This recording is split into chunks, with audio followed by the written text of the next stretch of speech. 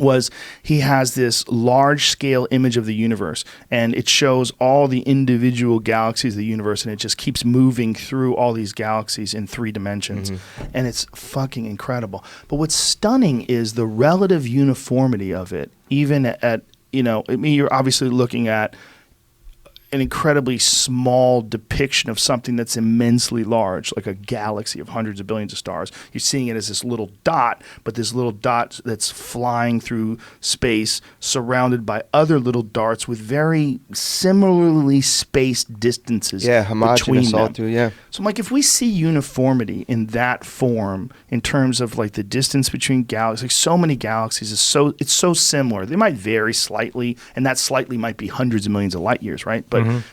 But there's so much uniformity. Why would we not assume that uniformity exists pretty much everywhere, and that all these things that you're seeing that are so similar, you do see binary star systems, you do see single star systems like star, but there's also some speculation that Earth and that our solar system one time was a binary star system, right? I mean, that's one of the speculations about that object that they find outside the Kuiper Belt that they think is 10 times larger than Earth. They think it might have been at one point in time a star. But this uniformity that you see, why wouldn't we think that has its same implications biologically? That there's some sort of a biological uniformity, and that this happens given the right sets of circumstances. Yeah, it could be. You should tell them some of the stuff that you read that you don't know is true. I mean, if the stuff was true about the propulsion stuff, I mean, anyway. Well, what have you read? What you saw, too. I mean, you know. What are you talking about? Spill the beans, Bob.